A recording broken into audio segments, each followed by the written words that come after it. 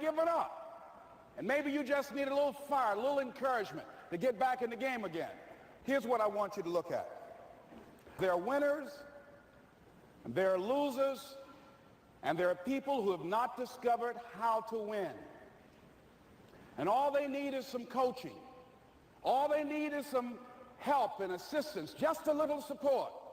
All they need is some insight or a different strategy, a plan of action to make some adjustments that will open up the key to a whole new future for them, that will give them access to the unlimited power that they have within themselves. That's all that they need. So what I want you to do is think about something you want for you, that's real for you, that's important for you, that will give your life some special meaning and power. And I don't even want you to say, I can do that. I don't want you to assume that. See, 5 years ago when I started out in this area, I would not have been able to make the mental leap that I would be up to where I am right now. I don't want you to begin to just psych yourself out. No. I want you to be able to say something to yourself that will enable you to maintain a level of integrity with yourself. That when you say this, even when you face tremendous setbacks, it will be a benchmark to keep you in the game, to keep you moving forward and experimenting and readjusting your strategy and your plan of action, continuously looking for ways to win. So what is that something? When you got an idea you want to move on, you might not have the money, you might not have the education, you might not have the support or the resources you need. What is that something that can keep us going, that will enable us to act on our dream? What's one of those keys that will begin to help us to discover the secrets to our dream? Here's what I want you to repeat after me, please, with power and conviction. Say, it's possible. It's possible.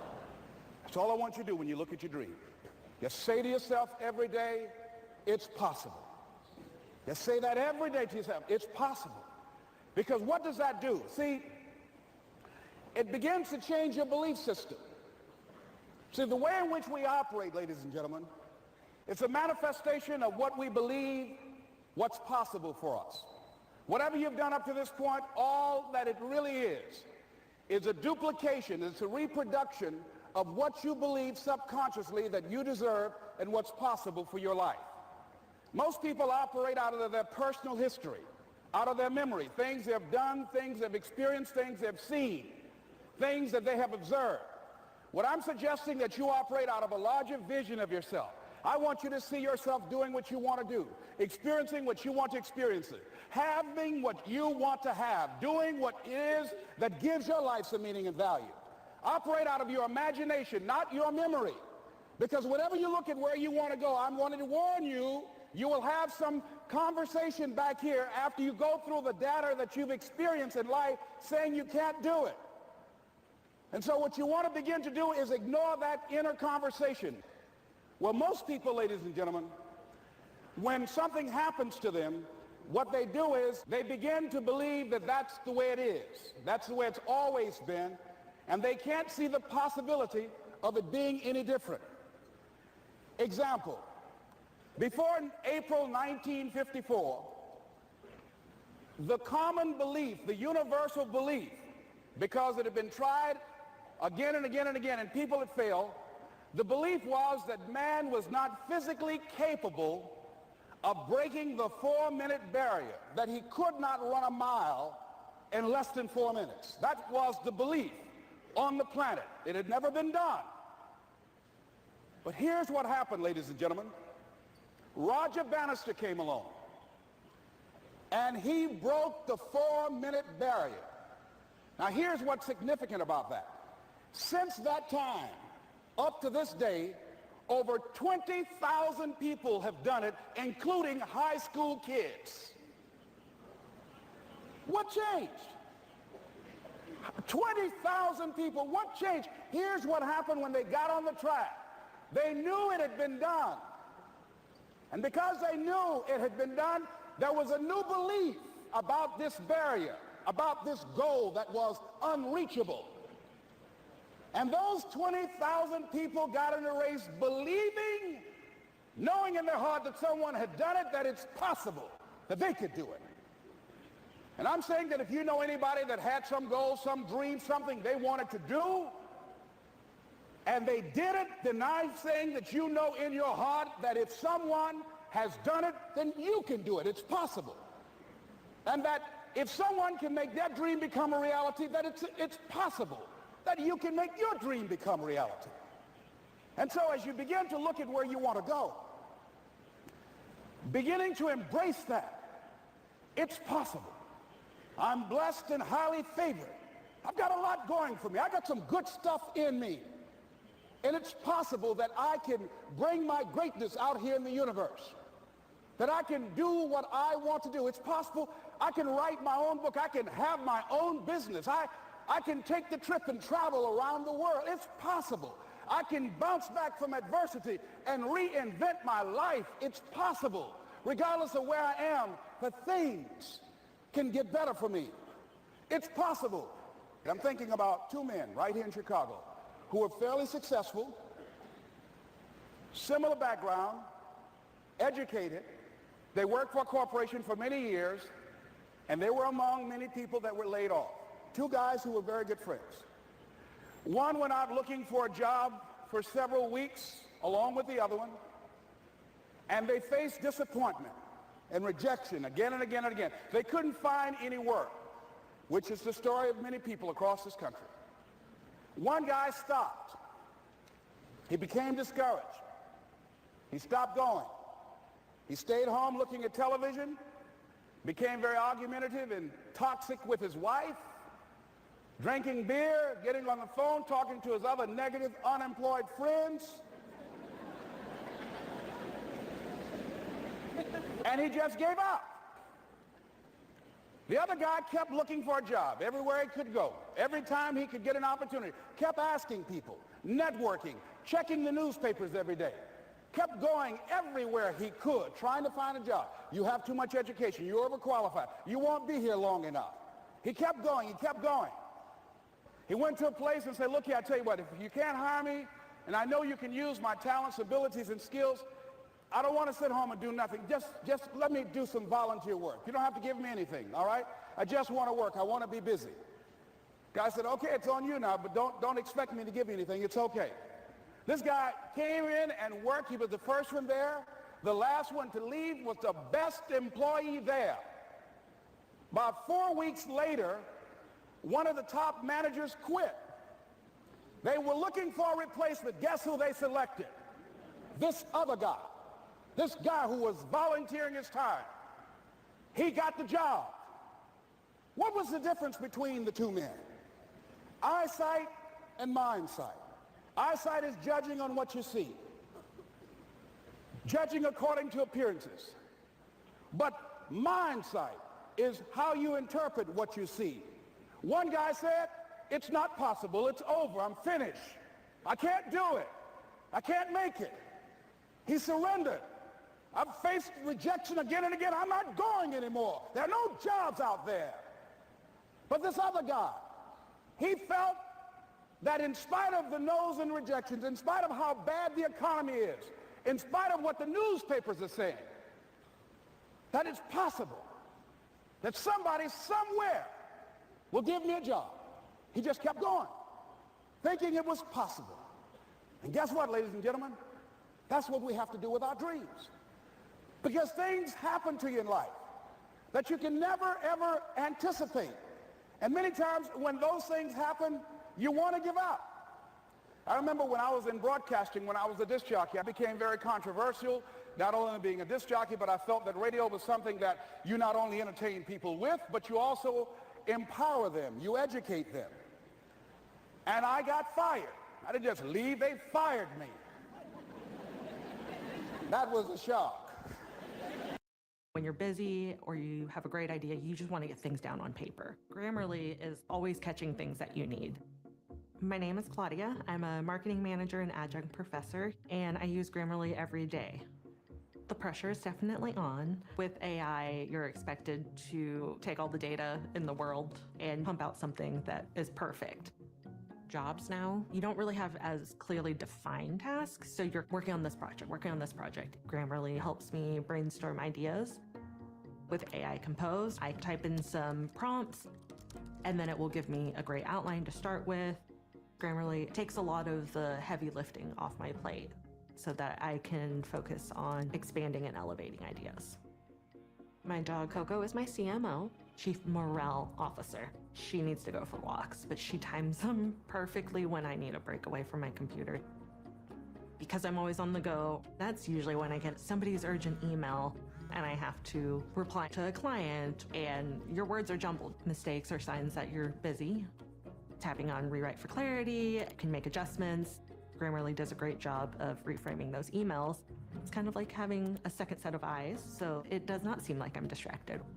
I'm not gonna lie, I use Grammarly every time I write because I can put my trust in it to help me communicate effectively. Download Grammarly for free.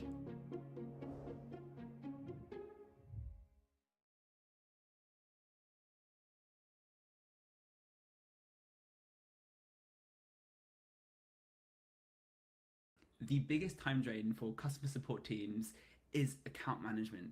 You can imagine things like requesting refunds. I said, wait a minute.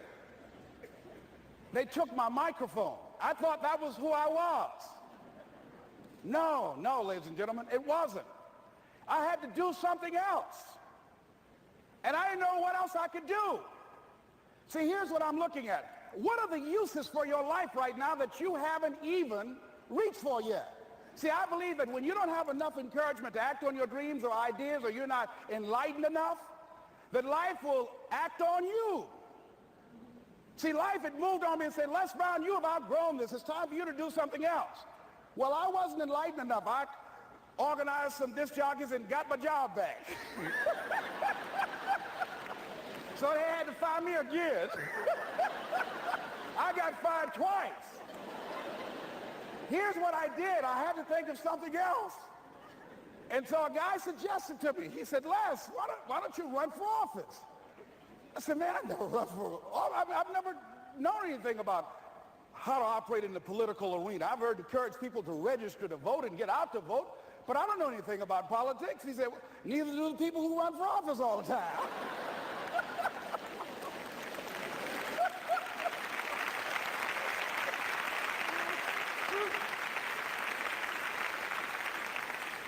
So I ran. Now here's what I'm suggesting. I ran.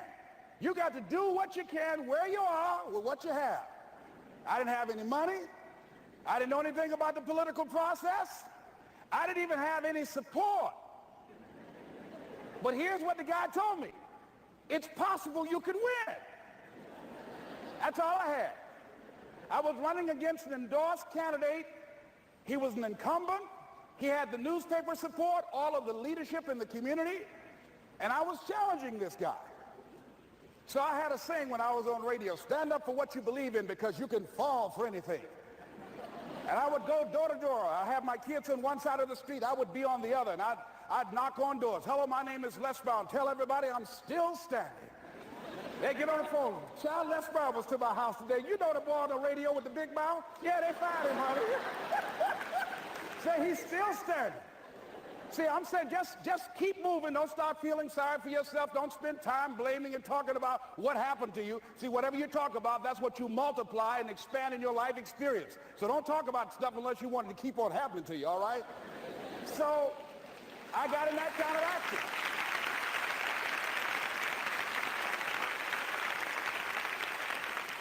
As I continue to do that, had my children with me, we're going door to door, didn't have enough money. Eventually, we got close to the election and something happened that really surprised me. Guys who I thought were going to either support me or stay out of it, various powerful community leaders, they became involved in it and they endorsed my opponent. I felt devastated. Now that's going to happen to you when you're working on your dream. Things are going to happen that's going to catch you on the blind side. That was shocking to me. They didn't have to do that. All they had to do was just stay out of it. But here they go, come up in there messing with me. Now that's going to happen. There's some people who believe it's their personal business to stop you from living your dream, all right?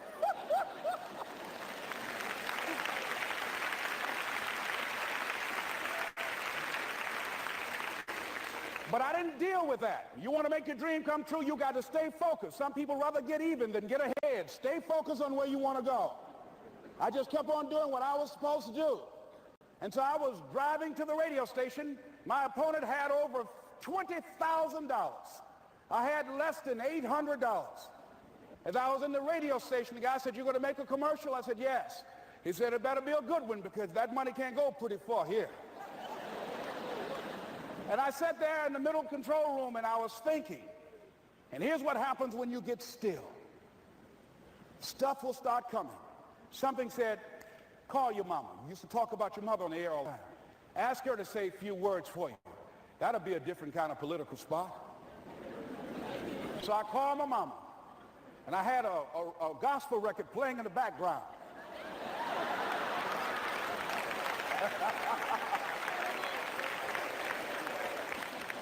And then I had my mother say, "Hello, this is Mrs. Mamie Brown.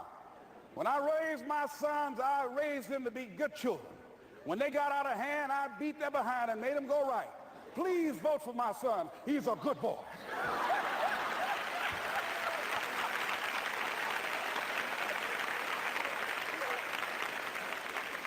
Usually in the state representative race, maybe 3,000 or 4,000 people will come out to vote in a primary. In that primary race, over 27,000 people came out and voted and said, "I'm voting for Les Brown because his mama said he's a good boy." I won, ladies and gentlemen. I won.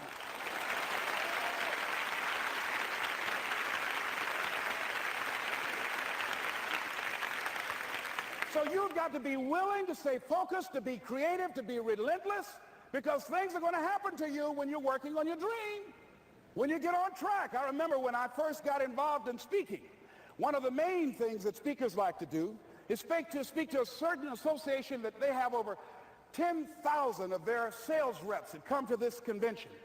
And I was relentless. I kept saying, "It's possible. It's possible." See, what I want to let you know and set you up for, because you said it's possible, don't mean that you're not going to have any problems. That Murphy's Law ain't going to come and slap you side the head. Old Murphy going to come visit you. He's waiting for some of y'all out in the parking lot. "Oh, you say it's possible. Okay, it's possible. You better get up." Well, I was working. I kept saying, "It's possible." They got other speakers on this program. I can be on that program too. I kept selling myself. I got all fired up. And I was calling them every day, every day.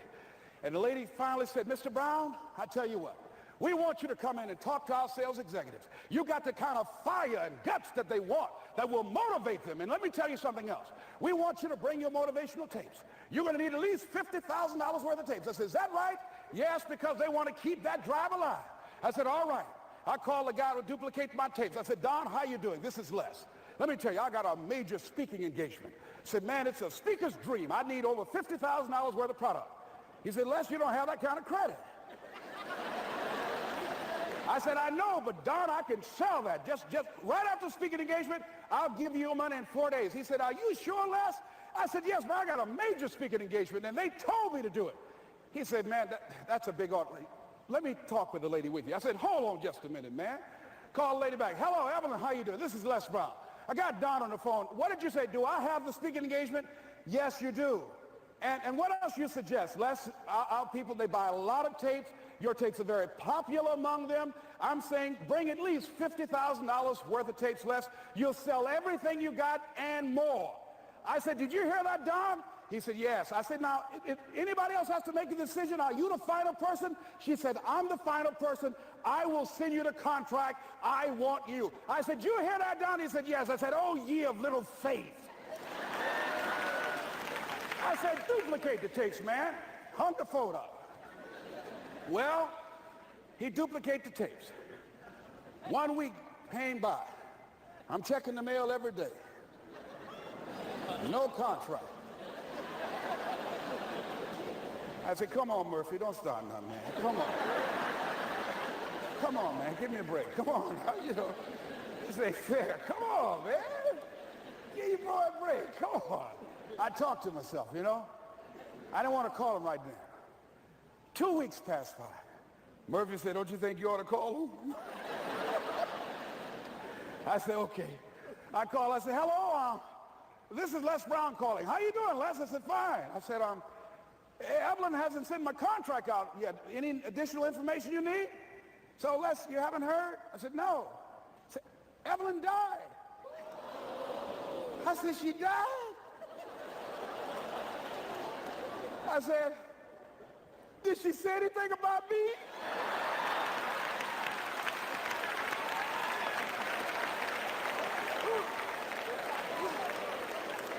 When I got home, I was so wiped out. And Murphy was in the house waiting on me. Murphy said, is it possible you want to listen to some of your tapes?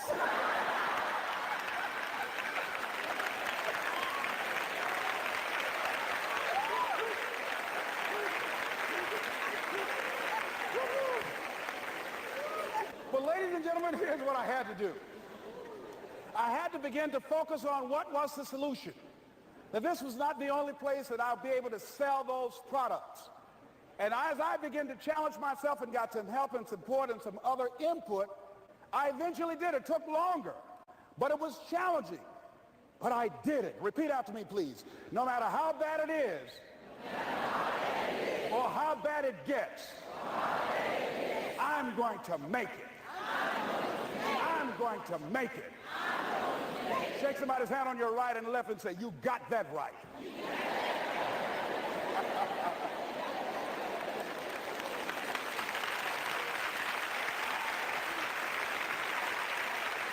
Repeat after me, please. It's possible.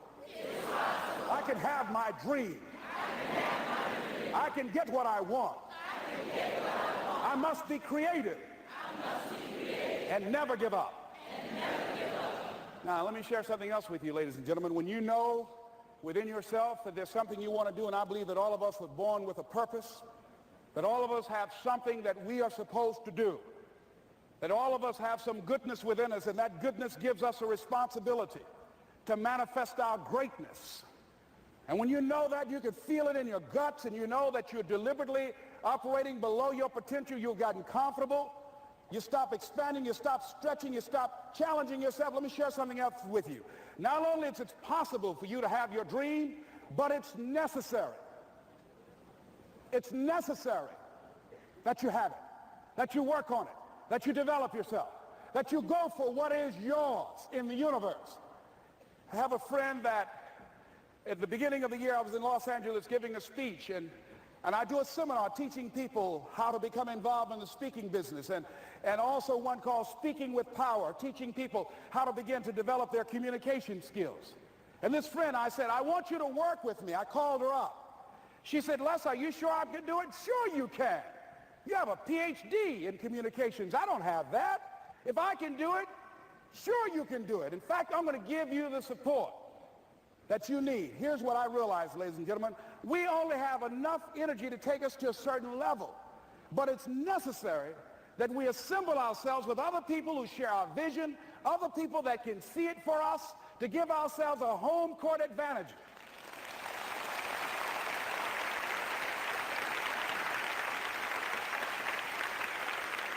So it's necessary that you seek out other people who think like you, who are growing, who have decided that they are not satisfied with where they are. See, I don't believe that necessity is the mother of invention. No, necessity, in my opinion, is not the mother of invention.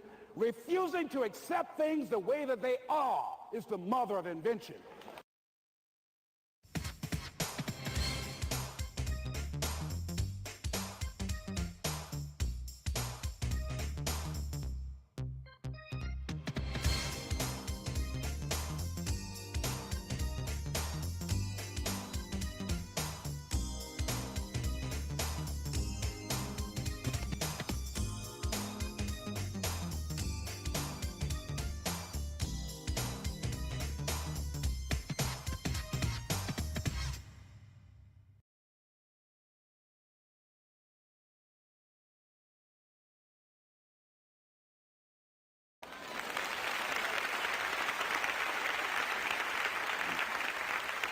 When you decide, I'm not going to settle for this, this is not going to be it for my life, I deserve more than this.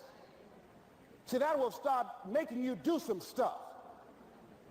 See, a lot of people go to work every day miserable, and all they do is just talk about how miserable they are. But they don't do anything about it. So I was telling her that I knew she hated her job with a passion. I said, you can do this. You got more going for you than I have going for me. And we've been going through this for years, ladies and gentlemen. She'd been to my seminar speaking for a living. She brought her husband, and that was one of the major problems that I realized that happened in her life. He couldn't see it for her. So you got to make sure that you have people in your life that can see it for you, that will encourage you. Non-affirming relationships can hurt you.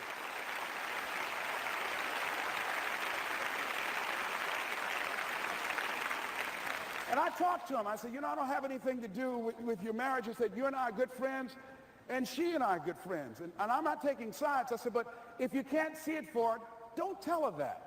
Just give her some support. What if you're wrong?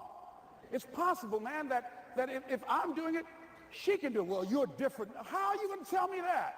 You've seen her speak. She's got great speaking skills. Don't underestimate her. You don't know. You got a great woman here. But you see, people who can't see it for themselves can't see it for you. He was happy.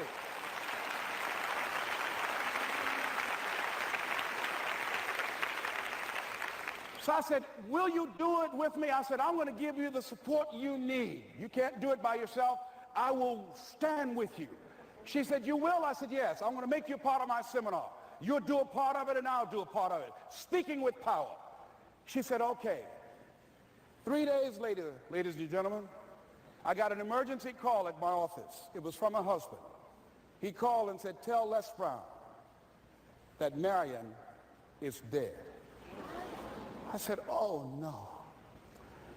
When I was flying there to go to the funeral, and I remember the last time that I saw her, and I had some of her papers that I had gotten inadvertently confused with mine, and I took them home. And I was searching through these papers to do one of her works. She was a prolific writer. And what got me, what was so sad that made me begin to cry, was that there were poems that she had started that were profound poems, great thoughts that she didn't complete. Plays that she had started that she didn't complete. See, that poem was given to her. I can't finish that for her, nor can you. That play, whatever the outcome that she had envisioned, that she had imagined, was given to her. Only her. And she's the channel that was going to come through. You are here, and you are the vessel, you are the outlet for the universe. That you've been selected. There's something for you to do. I believe all of us have some purpose for being here. And as I was going to the funeral, and I was reading a newspaper that said that millions of people are dying because of what they're eating, talking about their diet. And I'm sure that it was Marion talking to me, whispering, saying, Les, the next time you speak, say that even more are dying because of what's eating them.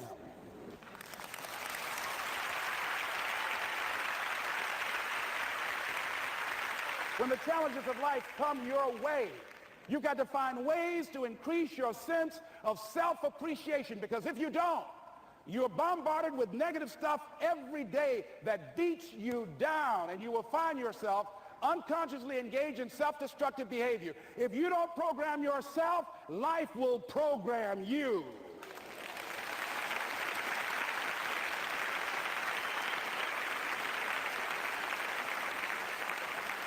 So you want to have an agenda for your life. It's necessary that you have some direction for your life. A friend at the National Speakers Convention gave us a presentation, and it really struck me. He was talking about when he was traveling across Europe, Warren Gresham, and he said at different points, soldiers would wake them up on their journey and ask him the question.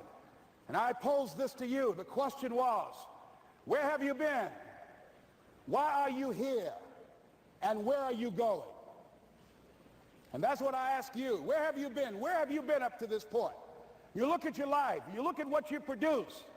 Is it giving you what you want? Are you living on purpose? Are you living your dream? Are you acting on your ideas? Are you doing all you can do? Have you gotten comfortable? Are you procrastinating? Are you evading your own greatness? Are you surrounding yourself with people that can nourish you? Are you challenging yourself? Are you experimenting? Are you learning something different? Is your life an adventure, or is it boring? Where have you been? Why are you here? What brought you here? Investing the time, the money. What brought you here? And where are you going? What is it that you can get out of this session, out of this lecture?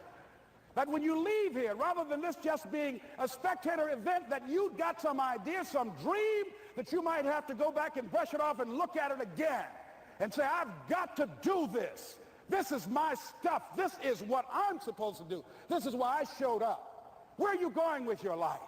What decisions are you making right now as you look into the future? Are you experimenting to find out what other talents and abilities that you have? See, we're in a time right now. The day is gone where you could just go to college and get out and get a job and work 30 or 40 years with job security and retire with a gold watch. The gold watch days are gone. Brand new day. Party's over. So now you have got to be multi-talented and multi-skilled. You've got to use all your stuff. You don't know what else you can do. I didn't know I can do what I'm doing right now. It's necessary that you stretch and challenge yourself and say, let me see. I start out as a trainer. I'm a trainer. That's what I am. That's what my expertise was in. And then I decided, let me see, can I speak? And then I discovered, hey, I can do that. What if I hadn't tried to do that and just been satisfied with just being a trainer, with a limited vision of myself? And then after training, and then I said, well, maybe I can go into business for myself. And I started speaking, going into business for myself. Well, maybe I could train other speakers and teach them how to go into business for themselves. See, you want to have a backup plan. You want to have other strategies for yourself. In case this doesn't work out, you got something else going over here.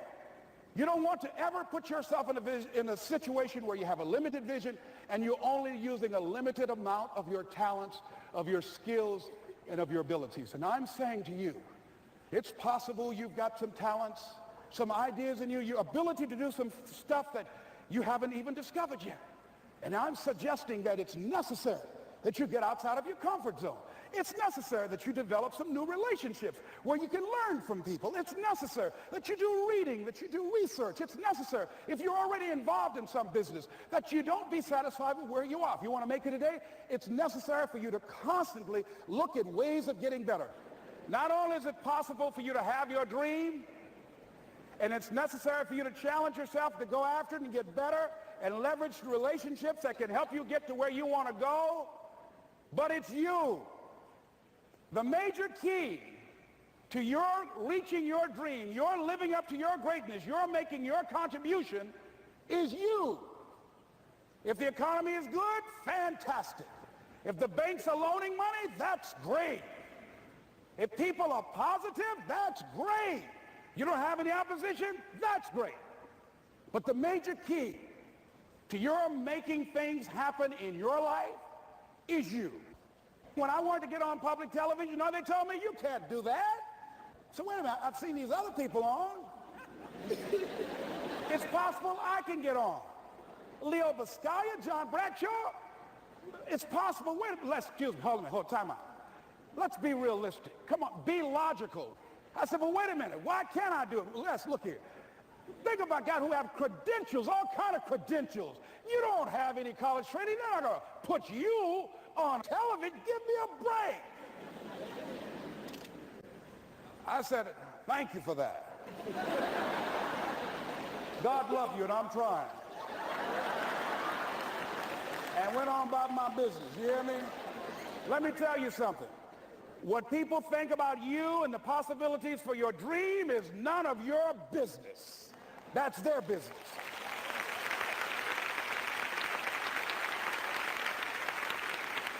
They have no imagination, ladies and gentlemen. They're living out of the past, out of their memory. Their attitude is it can't be done because they haven't seen it. They're judging according to appearances. The people that are going to make it in the future, the people that are making it today, let me share something with you. History is being read, but it's also being written by people with imagination.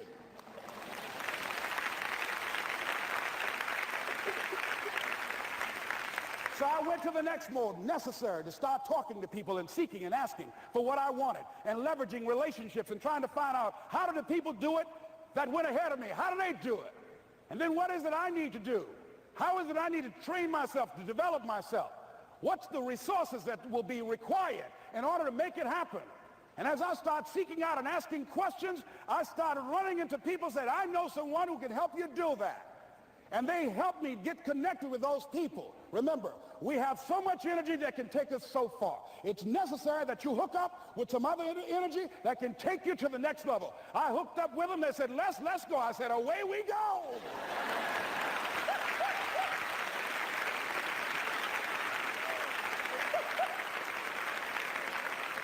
And guess what? Here we are. I love it. You want your stuff?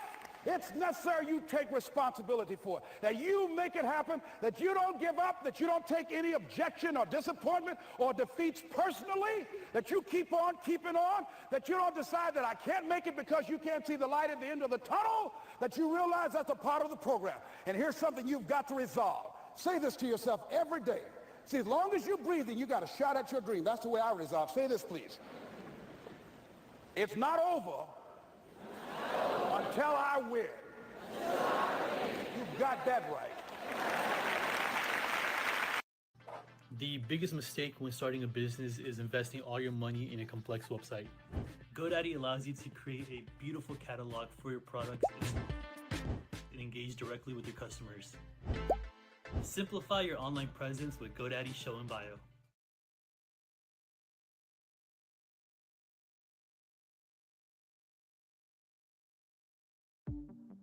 Meet Wadi, the tool that's revolutionizing the way businesses use WhatsApp API. Wadi is a platform that helps businesses connect with their customers seamlessly on WhatsApp, with features like automatic reply.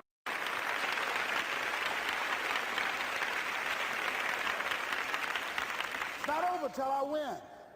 Not over till I get through. It's not over till I get over. Not over till I get what I want. Door can't open today, look out. I'm going to come back and take the hinges off. That's how you got to do that. You've got to have that kind of courage, that type of determination. If you want to make it happen, it's you. That you've got to take personal responsibility to make it happen.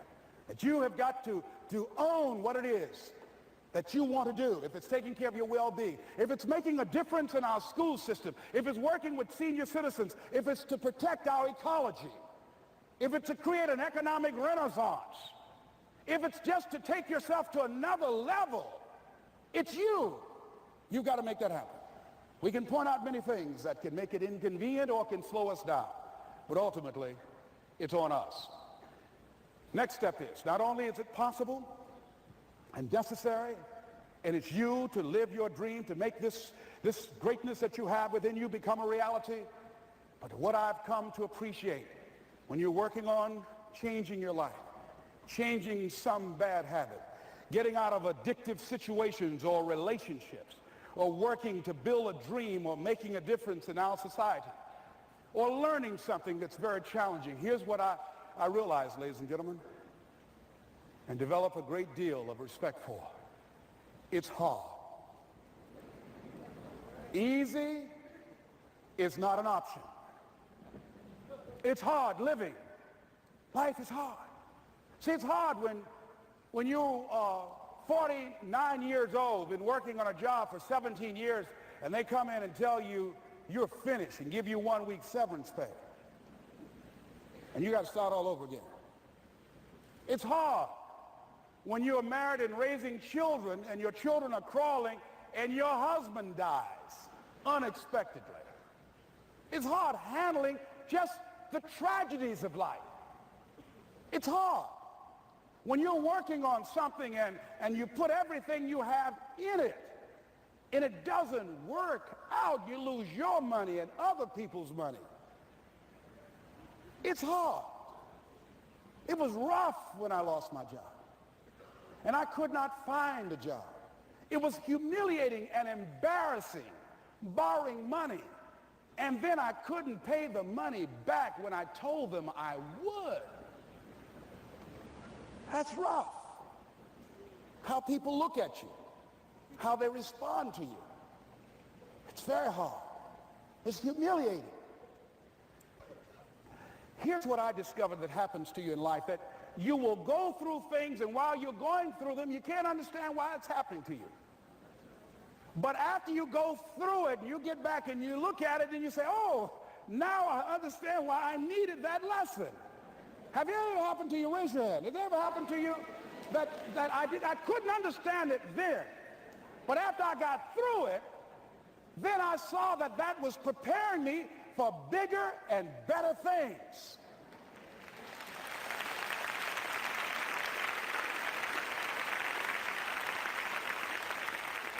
That as you go